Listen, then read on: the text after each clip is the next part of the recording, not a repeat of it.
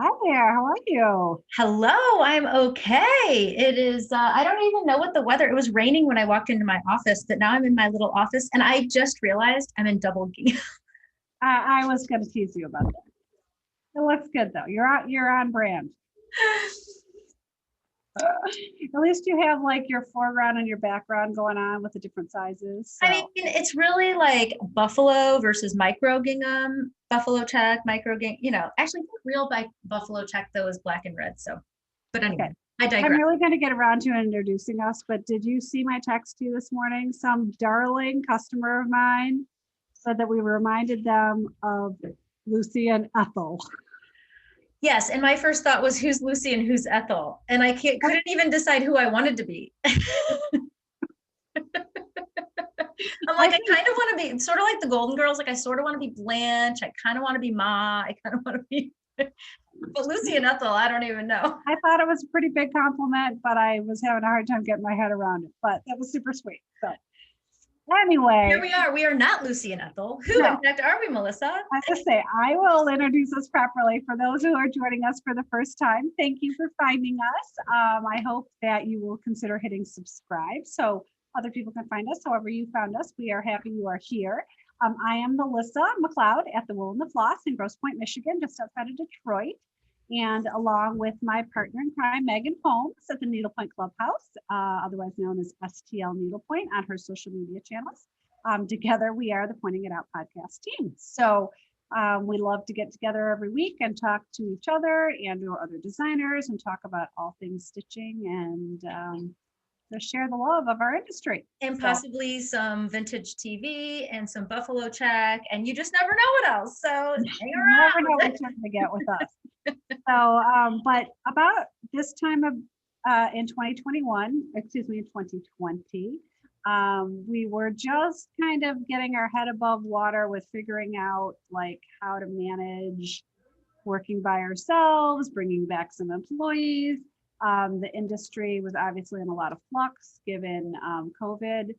The beautiful thing that has happened with COVID, probably the only great thing we can come up with, is that so many people have discovered or rediscovered their love of needlepoint. And that has kept us super busy. It's kept all of our industry people up, down, and sideways, on their toes, working as hard as we possibly can to keep everybody stitching, which hopefully is bringing everyone some calm and some peace in these crazy times that we're hopefully coming out of. But yeah, so we thought we walked through kind of like where things stood last year at this time. And we thought it might be interesting to walk through kind of where things stand today. So Yeah, I think you're right. And so people say like, "How are you doing? How's your business going?" And I'm like, "It's good." And then I'm like, I want to be like, "Do you see all these extra like wrinkles and like, I feel like I've aged like 5 years in the past one, and also grown knowledge and grown a thicker skin and grown to learn how to be happy. And that's not just because of the pandemic; it's because of being in this industry.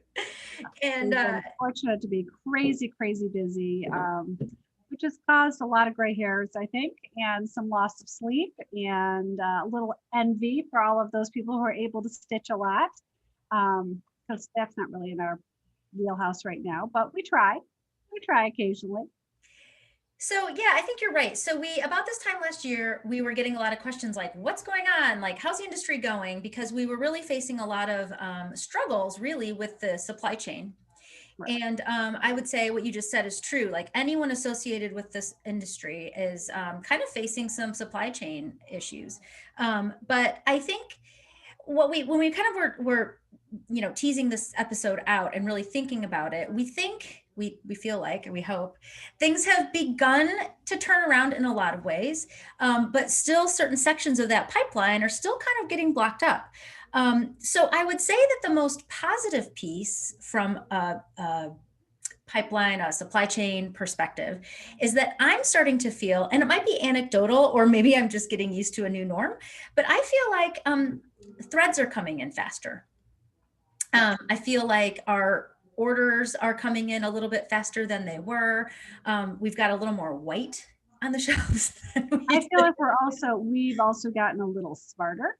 as shop owners, and I'm sure other shop owners, not just you and I, all the shop That's right. owners have gotten a little smarter and been like, okay, I'm going to order quadruple the amount of white I think I'm going to need, so I don't run out. And we've adjusted to the longer time frames, which, things used to come in, prior, super duper fast from most of our vendors. And then it got really a very large lag time. And I think that lag time is shortening, which is what you're referring to. But we've also adjusted and gotten a little smarter in our ordering habits. And we've Yeah, adjusted. kind of adjusted to the new norm and maybe increased our orders a little bit in ways that we didn't expect to. But I feel like in that piece, and maybe I'm speaking out of turn or just speaking for myself, I feel like that seems to be balancing out a little bit more. So that's helpful. But what that's also doing is it's causing everyone to get the thread that they need to complete their needlepoint projects. And boy, are they completing those projects. Holy moly. I'll even speak from personal experience. So I don't have as large of a stash as Melissa, but don't bring up my stash. Now you're going to ask me how much I weigh. I know, right? I know. I said that the other day. I'm like, you can't ask somebody the size of their stash. But anyway, my stash is deep. And my mother has started stitching more, and I can't keep her in needlepoint. She's like, I'm done again. I'm like, sweet. And like some ways I'm like, what? And in other ways I'm like, great. What else can I take down to throw you to stitch for me, Mom? And so it's funny. Actually, sorry, I don't know if you can hear that loud roar that just popped up next to me. Can you hear that? Mm-mm. I'm sorry. Good. Okay. It's the air conditioner fan blowing, and I was afraid it's too loud. But anyway, so people are stitching a lot and they're getting things done. And so what that's doing is causing a real backup in the finishing. For sure. And can we let people in on our funny joke? Oh, yes, but we have to give Liz proper credit. Liz is my yarn manager who is works a ton around the shop and is also an active stitcher. And when the UPS truck arrived maybe about 2 weeks ago, and literally the pile of packages for finishing was like waist deep. And she's like, that's it. Finishing is the new F word. We all just start laughing because it's all going to get done. You and I at least have guaranteed dates for our customers. Some shops didn't even guarantee dates because they're so nervous about setting an expectation that then you have to live with.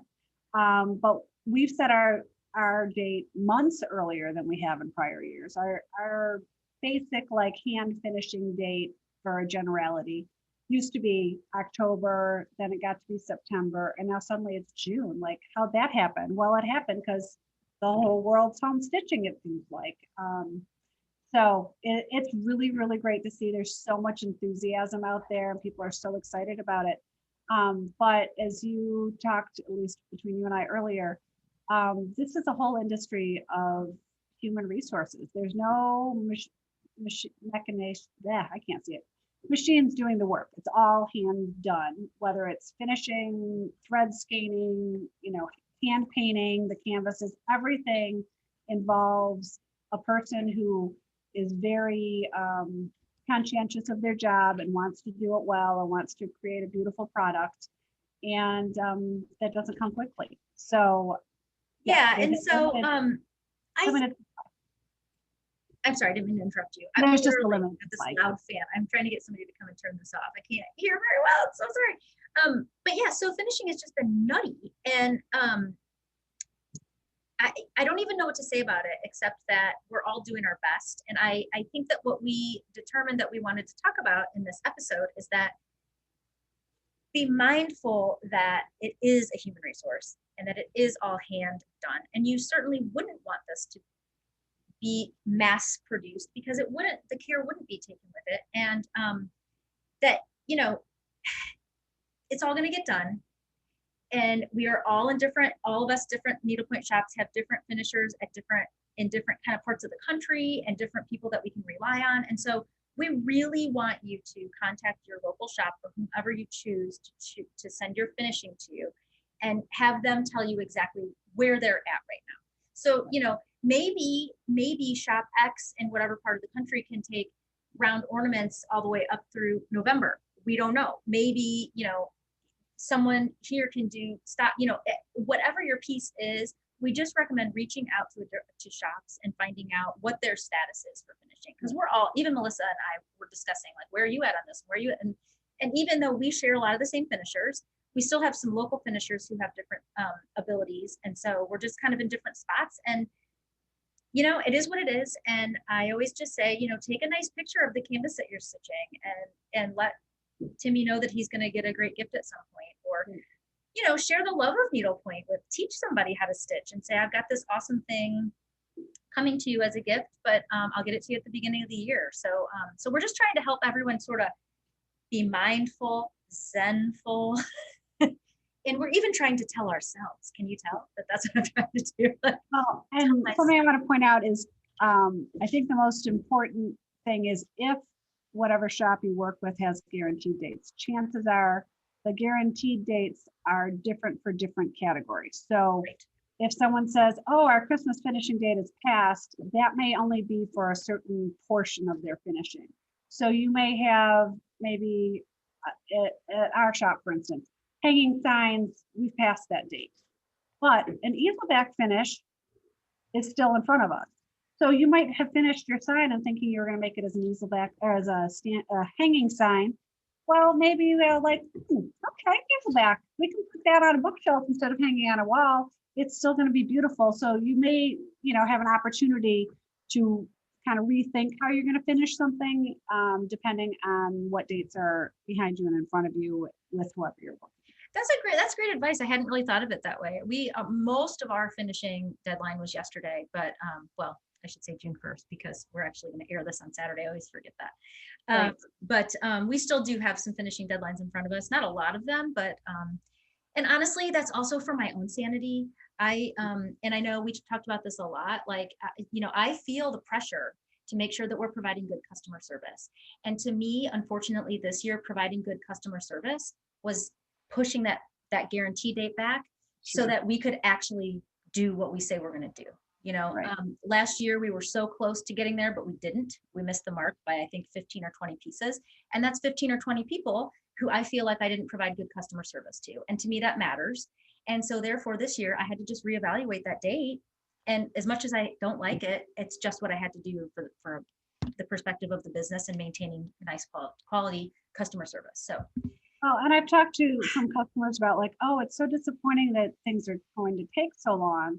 And when I've explained to them, well, there's two choices. Like and I know you are as well, I'm very, very particular about my finishers. Like, to me, the quality is of the utmost importance. In many cases, like these are, hopefully, we're all working so hard to create some family heirlooms. And if you have poor finishing after all your hard stitching work, it doesn't matter if you got it in 8 weeks if it's bad. I think that almost every customer I've ever talked to are like, oh yeah, I'd much rather wait for the good quality, even if it's going to take. So, yeah, and that's another thing that takes a while. So this year, I know you did too. You've begun to address the finishing deluge, and so what we're trying to do is get people trained up and get them on board.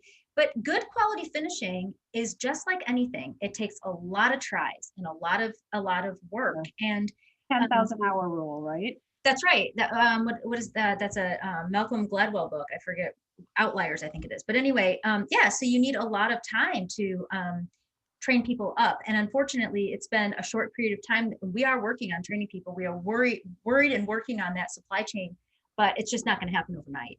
Right.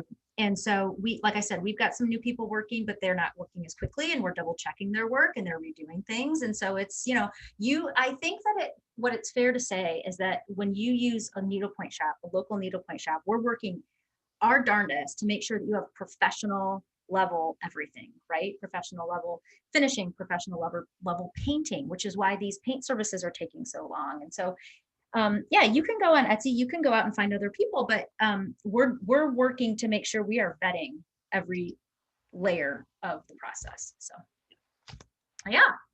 So finishing, so, new F word, but F word. Can we check? We were we were both kind of talking like, let's try to be really, really positive about this. Well, because it is. It's an awesome part of the business, but it's just been a real challenge for us. So So on Christmas morning, can I have my kids come and watch this episode so that I can tell them that they don't have ornaments because I didn't get mine in by the finishing deadline? Yeah. I think my kids are getting self-finished ornaments this year. Oh, there you go. Well, that's a great way to do it. I just don't stitch my kids' ornaments. So we're not going to let them watch this episode because they'll realize They're getting shortchanged. yeah. Yeah. But yeah, so finishing is still a big backlog, but I think it's all going to balance out once we get more people trained, once we kind of get through some of the understanding of how this industry is working. But I think the other thing that is happening is that the other side of this small business, because remember, we've said this before, we are all small businesses. We are like lineups of small businesses all working together. And so all of these artists, all of the painters who are creating new canvases and who are trying to get product to us, they're also a small business, and they're also having to really reevaluate how they manage their inventory and their workflows, right? So the industry previous to last year, so I would say more normally in 2019, is when we were dealing with kind of an average cycle, right? So we were going to market in the spring and the fall. These designers understood the shops that they're using to the reproduction painting services understood that whole cycle, and that was kind of the ebb and the flow. And then you know, many of these painting services are in Asia, and so they have that whole new year that happens in, is it January or February? I can't remember.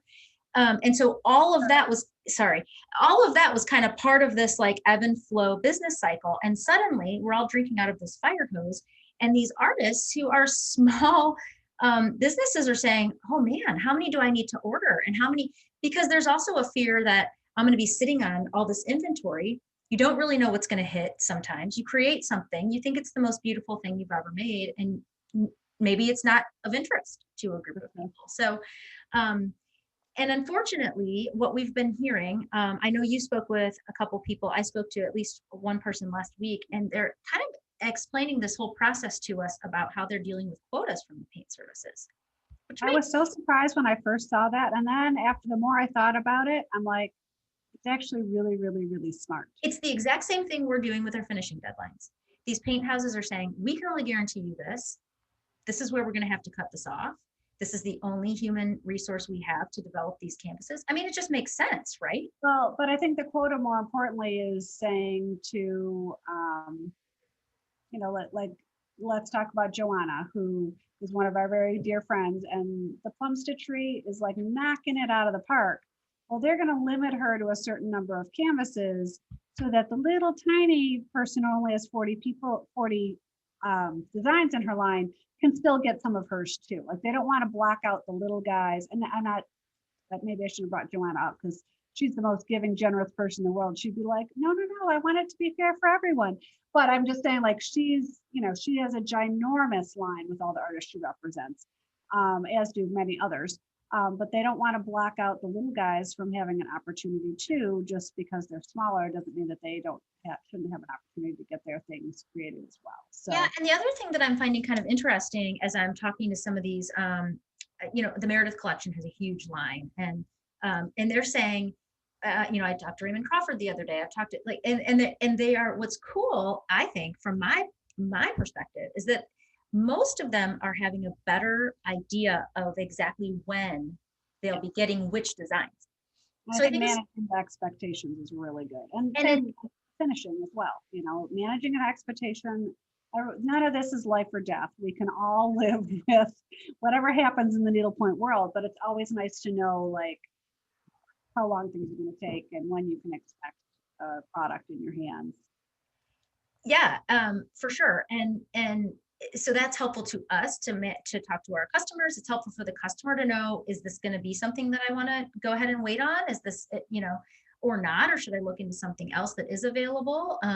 What's kind of fun for me is that I've been calling and talking to a lot more of these designers and saying, hi, how are you? What do you have in your desk, or what, you know, in your shelves behind you in your office? And that's been sort of fun to say, hey, let's talk about what you've got so we can, you know, work to sell that, or to help somebody connect with a design that would work for them in the interim while they're waiting for something else.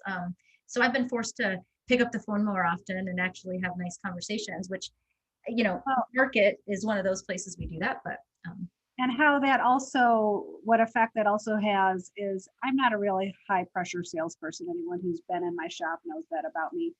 And, if someone's kind of hemming and hawing about something 6 months ago, I would have been like, well, if you're not really sure, like I wouldn't grab it now because I can always get it for you later. yeah. And even though I'm not a high pressure salesperson now, I would be very honest and be like, if you really like, go home and sleep on it and you should call me tomorrow morning because if you don't get it now, it might be 8 months before I can get it again. I can still always get it. But if, you're looking to do something in the next couple of months, you know, inventory and having your hands on something right now is just much more important than it used to be. So, The other thing that I got to thinking about the other day, and I think it was related to, I can't remember who posted something, and they were like, new, like this is straight off the desk, but then it said something like available, and it was some crazy thing, like, I don't know, next spring or something.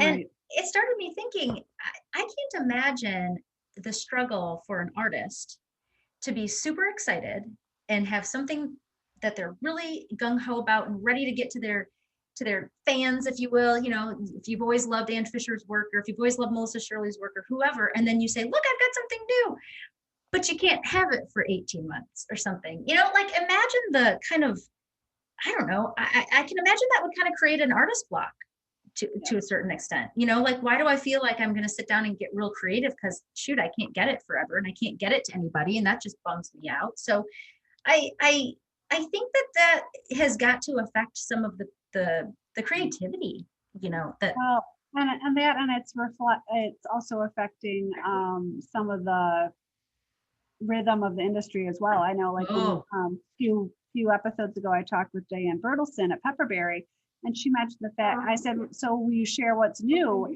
And she didn't really have a whole lot to share new because she said anything new she's not really going to release now because she doesn't want people to get all excited and then be so disappointed it's going to be so long before it can be in their hands. So I see. So she's excited on her own, but she can't really. She's going to choose. I see what you're saying. Like she's going to choose to pump it out later when she actually has the inventory to.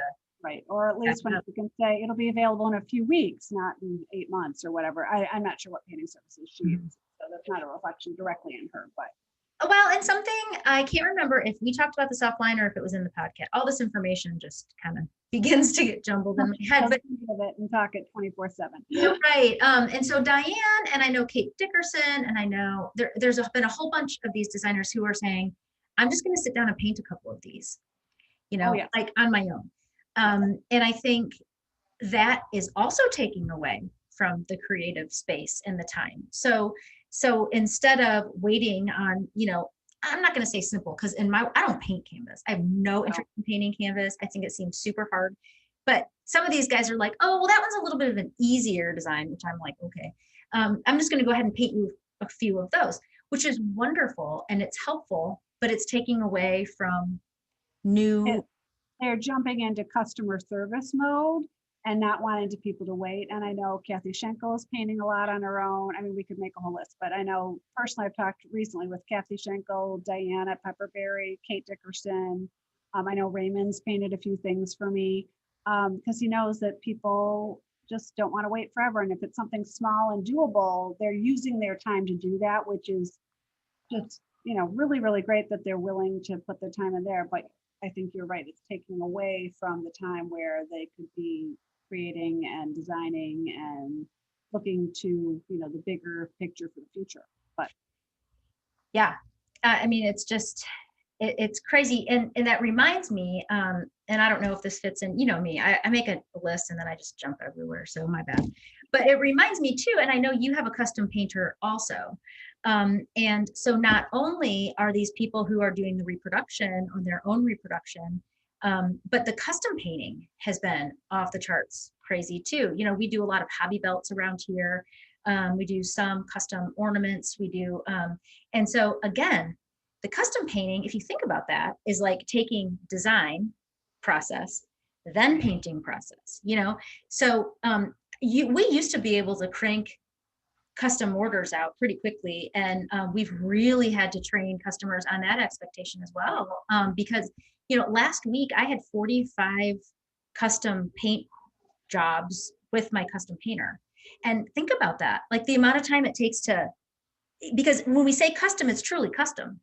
It's a Right. certain size, it's a certain mesh, it's a certain, when it comes to a belt, maybe you're doing the same, you know, repeated initials or something. So that is something that's in your wheelhouse, but you're still having to figure out how it spreads on the belt and whether it's on a different mesh size or whatever. So, and our custom painter has very reasonable prices. And sometimes I think, man, as I'm thinking about this whole process, I think, man, this should really cost more because Well, it's custom, you know? right.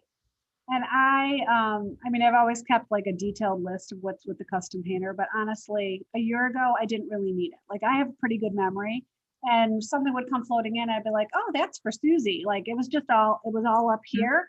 And now she and I actually jointly have a Google Doc that we share Smart.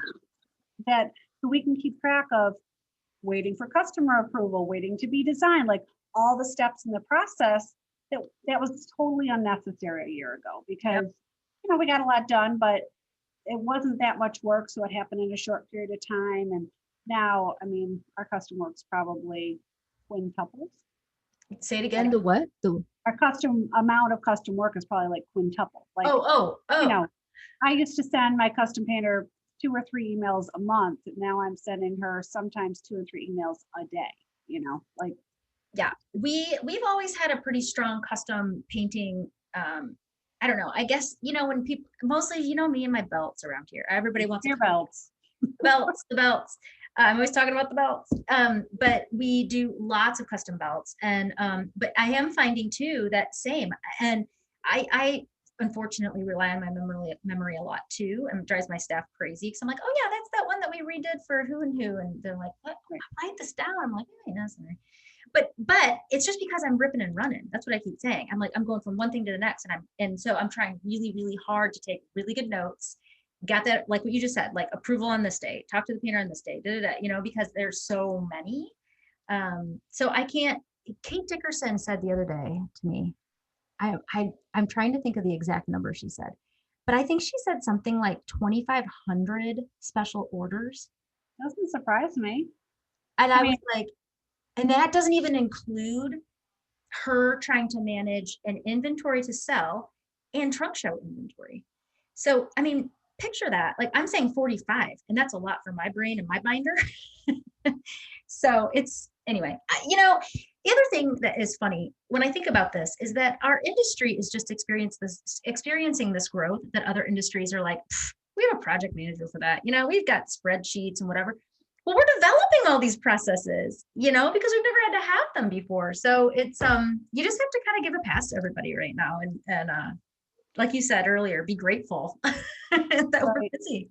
absolutely. I mean, it's I shouldn't even admit this live, but I kind of pride myself on honestly very rarely making a mistake, and I've had to give myself some grace lately when I have to figure out like oh, oops, I didn't mail that out when I was supposed to, or, and again, remind myself as well as everyone else, no one's bleeding out on the table in this industry, thank the Lord. And there's really no mistake that anyone in this industry can make that can't be easily rectified.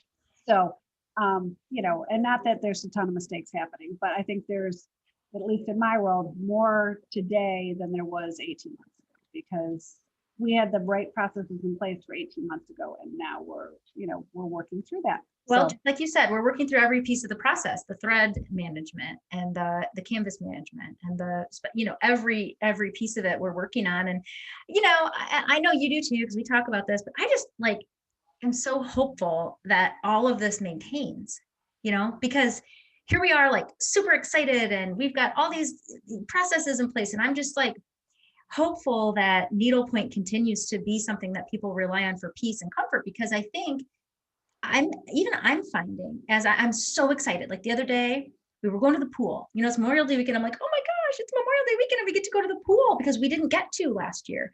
And we right. used to wear masks into the pool deck and we used to have to, and I'm just so excited to be out in the world, but I am a little worried because I've got now this calendar, as you commented this morning, like me in my beginning of summer, it's like, every hour of where kids are going and what they're, and I just hope that we're not going to start to get over, the rat race that we ran in 2019 and before. We took that break in 20 and now we're in 21, and our industry feels like a rat race. But I really hope that needlepoint still is the thing that people are able to come back to open their mind for comfort and for relaxation and for creativity. And because it's just been so fun, to be a part of all of this, and everyone's stitching. And I was at the pool, people are saying, "Oh my gosh, you own that shop. I want to learn." And I'm like, yes, let's have a girls' night and we all learn how to stitch. I just hope that momentum continues. For sure. Well, the best thing of this too is so many people that, yes, are even younger than you, have started stitching. And we had a gal come in today who's 28 years old, and actually this was really cute. I had two people in here today that both were like, "Oh, it was so funny. I was in this shop in this case, Chapel Hill, Vero Beach, and Arlington, Virginia." They're like, "They all knew you." And I'm like, well, yeah, this is like the best small industry ever, because we do all know and really appreciate and love each other. And and so it was just, they were both so surprised that like the shop owners would know each other. I'm like, yes, we do. So yeah, we might be old, but we've got technology, we've got social media, we've got and on the bottom of our list, here's a couple more things. Market is kind of a way that we've all gotten to know each other, and are hopeful to get back to it. Market in the spring, was it 2 weeks ago we did our market reveal, or I forget what we named it, but the oohs and ahs. The oohs and ahs of spring virtual market. And I think, the question now is to everyone, will there be a market? Are you going to be able to go to market again? And I mean, I keep saying again, yeah, I certainly hope so someday, Right, it will happen. We just don't know yet about the fall. And all of the things that we're talking about are part of what goes into having a market, right? And I think the shop owners, for the most part, there was a thread on Facebook that we were both a part of, that were like, rah, rah, rah, like we can go, like everyone, not everyone, but for the most part, by October, people who will have been vaccinated, who choose to be vaccinated, they're feeling more comfortable being out in the world because of that, whatever your outlook may be.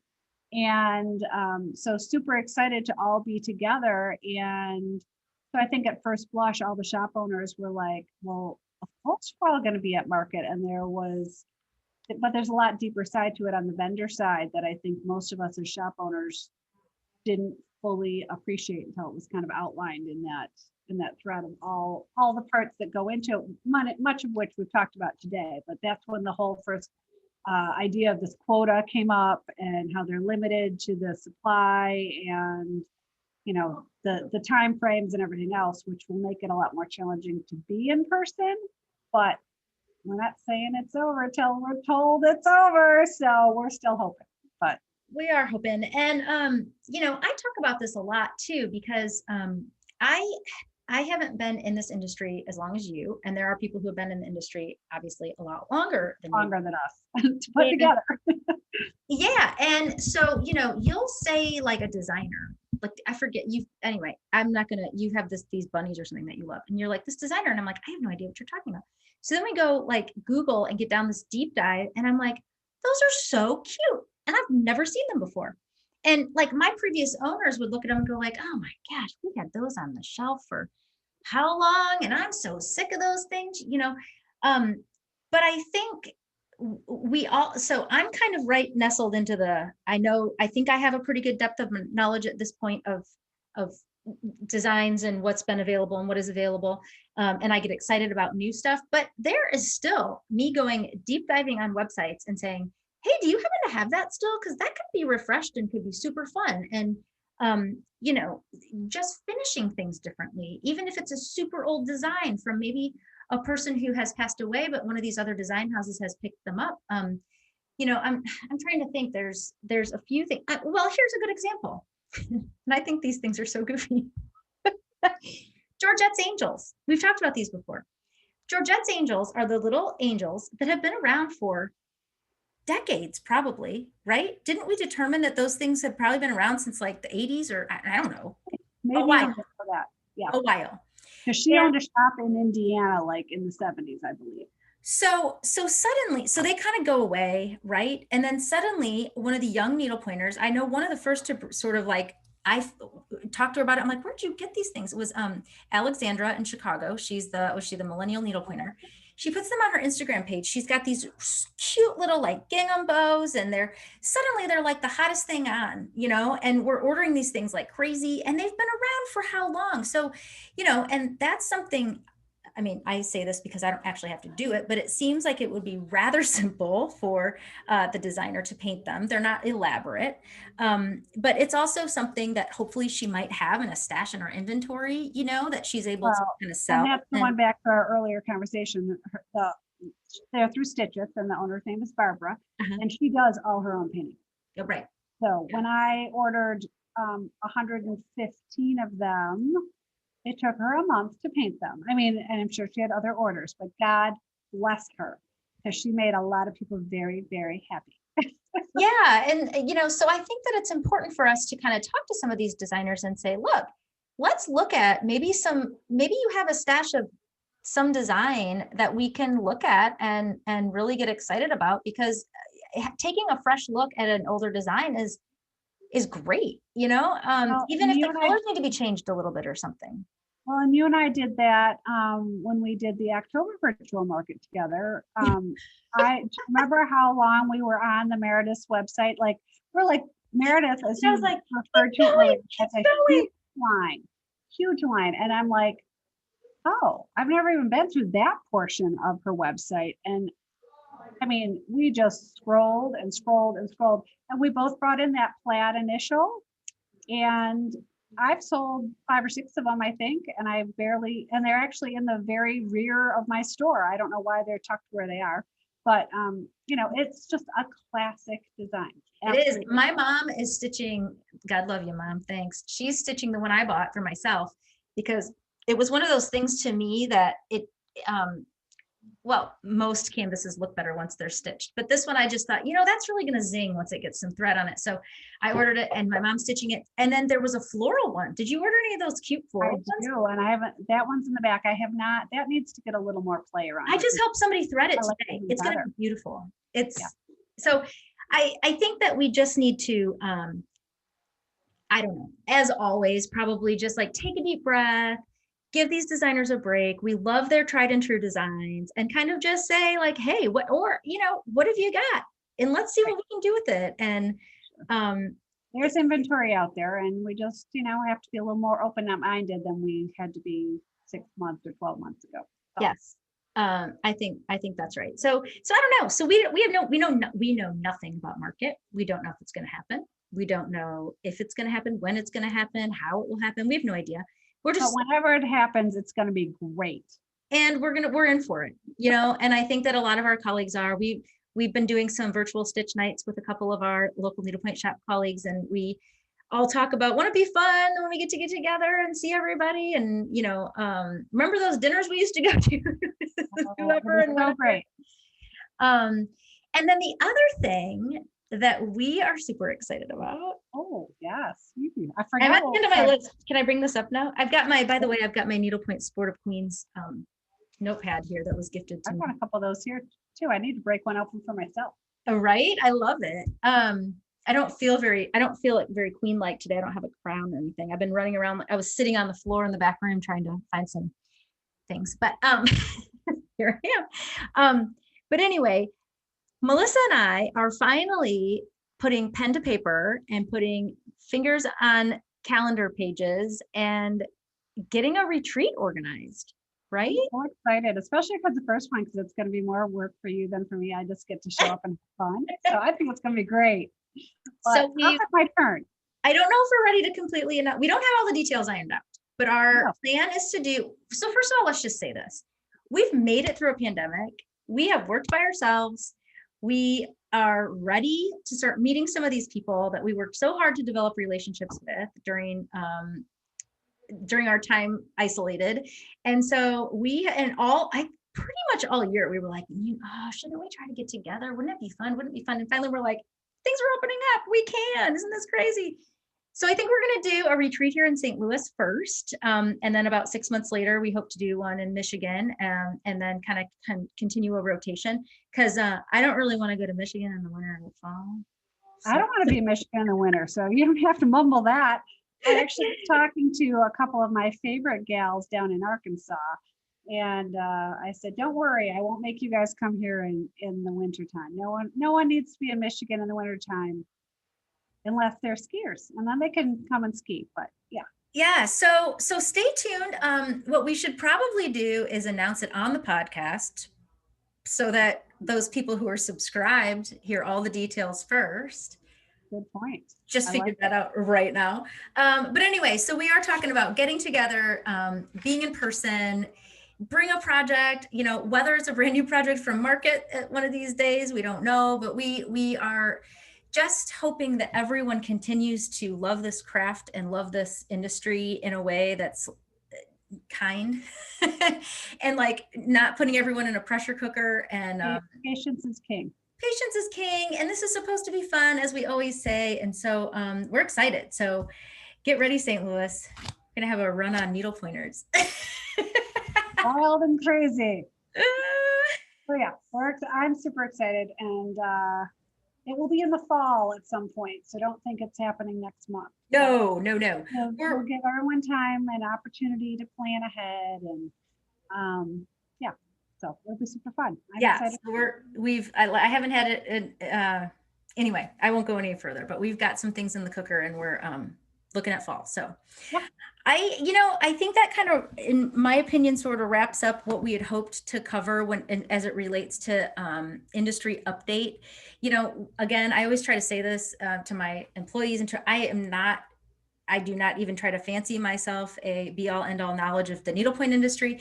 We're just two chicks talking about the anecdotal information that we've grabbed and the people we've talked to and the information that we're kind of finding and figuring out. And there was no statistical norms involved or deviations from the mean, nothing like that. This is just what we're living every day, and for whatever it's worth, which may or may not be something. I don't know. Yeah, and as always, we love it. We pay attention, believe it or not.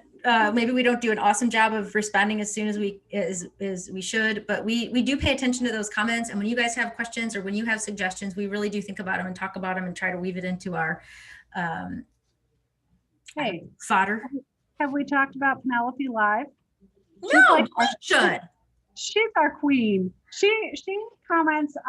There's a lot of people comment, but I will tell you that sweet Penelope, who I've talked to a couple of times, but I don't know her super well. And she is like our biggest cheerleader. And so if you're listening today, Penelope, which you probably are, because you are just a dream. You are just so sweet and always comment, and you always make our day when we see your comment. Truth. It's always something positive. It means she's watching and following, and we love it. So you might even get a special invitation to the retreat. Who knows?